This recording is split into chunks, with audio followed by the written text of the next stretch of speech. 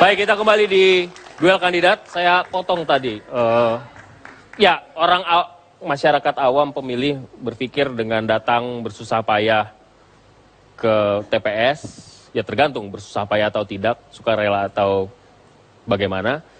Dia mencoblos, mencontreng apapun aturannya, berharap bahwa ini akan memberikan sesuatu yang lebih baik buat saya. Betul. Ya. Yang pertama dipilih adalah anggota legislatif, tentu saja. Kalau misalnya itu tidak cukup, ya jangan-jangan masyarakat kemudian berpikir ya sudah kita manfaatkan masa kampanye ini untuk mendapatkan sesuatu yang... Saya mau jawab dulu ya. Pertama, memang kalau itu pilihan itu kan harus sesuai dengan apa yang diharapkan. Oleh karena itu di dalam memilih jangan salah pilih, ya apapun. Dan menurut saya harusnya dilihat apa yang akan menjadi programnya. Jangan hanya sekedar melihat tampangnya, ganteng Bukankah atau semua jelek. partai indah-indah programnya? Sekarang programnya itu harus dipaparkan dulu. Dan sebaiknya acara-acara seperti ini ada perdebatan program. Itu akan jauh lebih menarik gitu ya. Jadi sehingga ada edukasi, ada pelajaran bagi pemilih. Kepada Anda, Gerindra menawarkan apa buat orang-orang seperti Tasripin? Kalau dibilang ini puncak gunung es, ya udah yang lain-lain yang ada di bawah. Lapangan pekerjaan harus diadakan. Ya, itu yang paling simpel. Karena ini adalah masalah. Masalah yang kita hadapi ini adalah harga-harga barang terus melonjak tinggi. Pekerjaan itu susah untuk dicari, ya. Pendidikan dan kesehatan tetap mahal. Itu kemudian korupsi terus merajalela. Bukan. Ini dulu masalah dulu. Jadi lapangan pekerjaan dengan apa? Mencetak sawah baru. Kita ada di dalam program. Kalau bisa 1 juta hektar sawah baru, kita harus bangun jalan seperti yang Saudara Fahri bilang, infrastruktur itu penting. Fahri. Ya. Tadi gini, ya karena ini kan pertanyaannya kepada anggota Dewan. Sering kadang-kadang Vito begitu ada masalah seperti ini, kita diajukan begitu ya. Satu sisi kita itu 1 dari 560. Kadang-kadang kalau Anda bicara terlalu menonjol, Anda kadang-kadang dianggap kurang ajar sama orang. Saya juga mengalami itu ya. Dari 10 anggota DPR dari NTB, dari Sumbawa, dari Lombok, itu saya dianggap kurang ajar. Padahal mungkin cuman kita yang ngomong. Tapi memang ini tantangan bagi pemilih-pemilih yang akan datang. Kalau milih orang itu, milihlah yang kira-kira bisa ditagih, bisa dilihat, bisa tonton kinerjanya. Dan kalau tidak ya jangan dipilih lagi, kan kira-kira begitu aja polanya begitu. Jadi supaya tuduhannya itu. Tapi Anda nggak akan berhenti kan ketika Anda dianggap kurang ajar, kemudian ya sudah berhenti melupakan idealisme. Karena konstituen saya berkata lain begitu. Saudara Fahri Hamzah. Dan kemudian juga Saudara Ngabalin dan mana yang bicara? Mana? Ada suara di balik. Mana? Coba buka dulu itu. Mana? Buka dulu. Kemudian Saudara Ini Fajrul. Udah kayak Smackdown aja nih. Coba.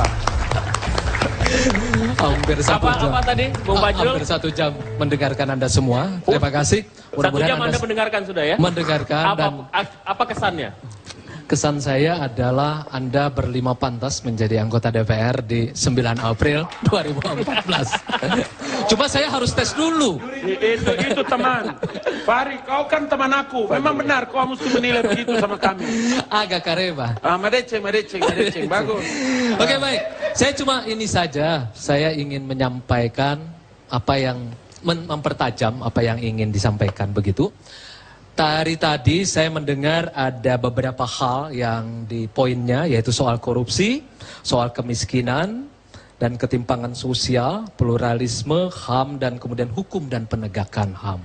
Saya ingin yang kecil-kecil saja dulu bertanya kepada Anda. Saudara Akbar Faisal, Ngabalin, Fahri Hamzah, Anda bertiga pernah merasakan digaji 50 juta per bulan, kira-kira.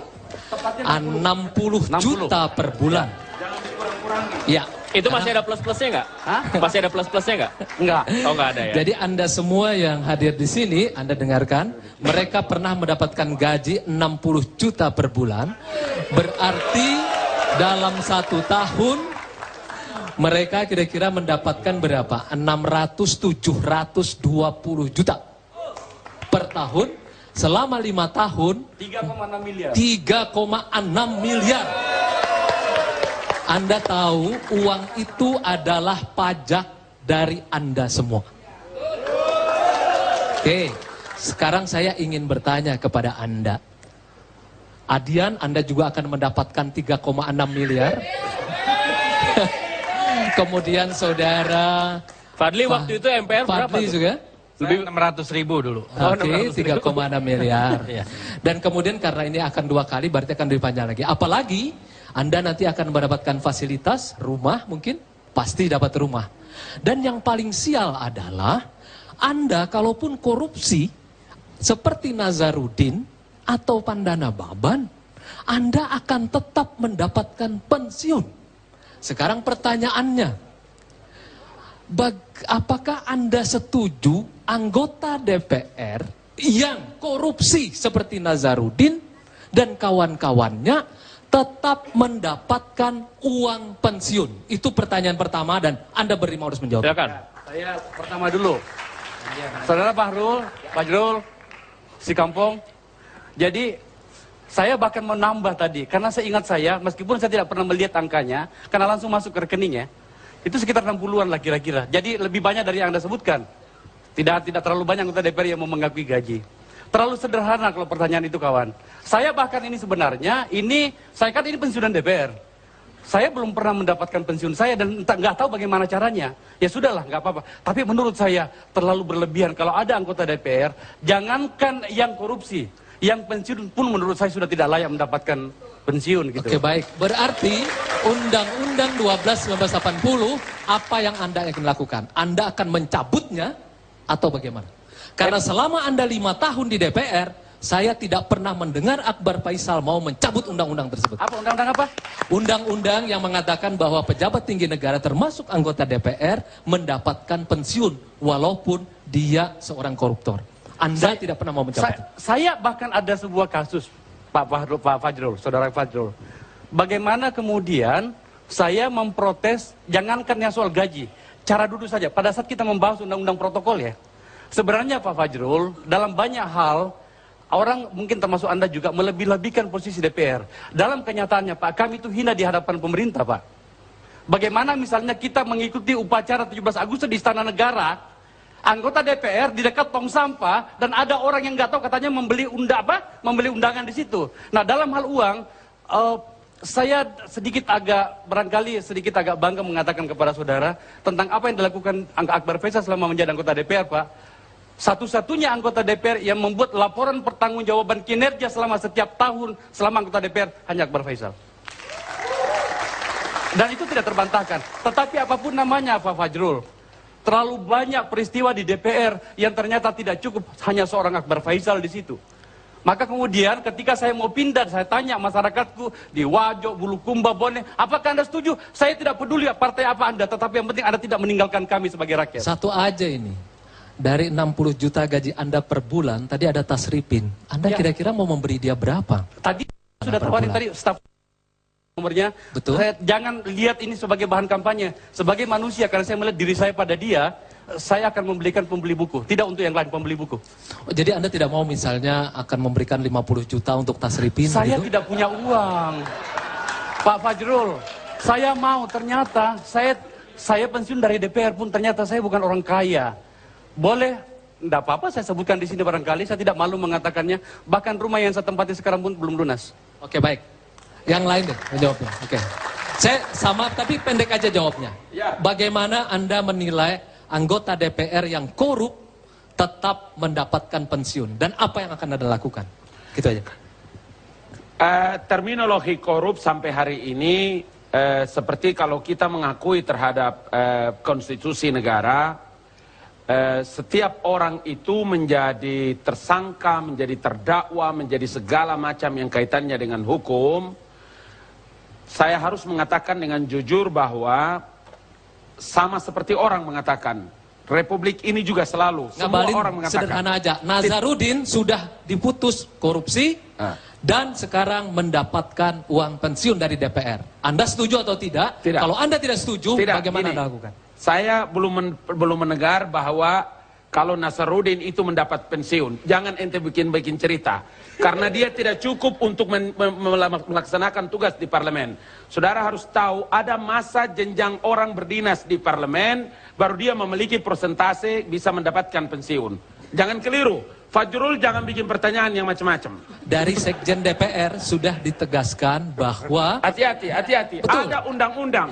Undang-undang yang mengatur anggota parlemen. Pertanyaannya, kalau misalnya dia menjadi terpidana korupsi, masih terima gaji, masih terima pensiun. Tidak bisa, dia tidak bisa dapat pensiun kalau hanya 1 tahun baru berdinas sudah korupsi.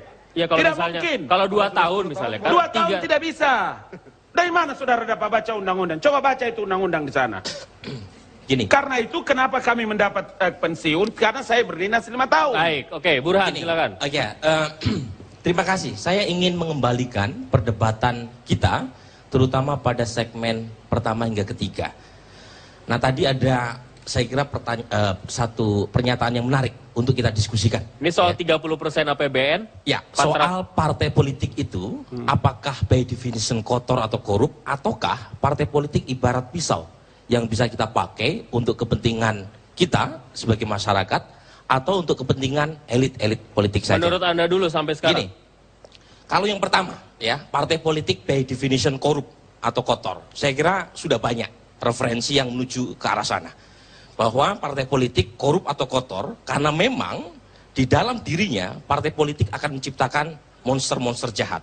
Dan itu dimungkinkan oleh satu sistem yang dibikin oleh partai itu sendiri, yang bersifat tidak demokratis. Contoh misalnya, dalam soal pendanaan partai politik. Ini kalau kita bicara sistem.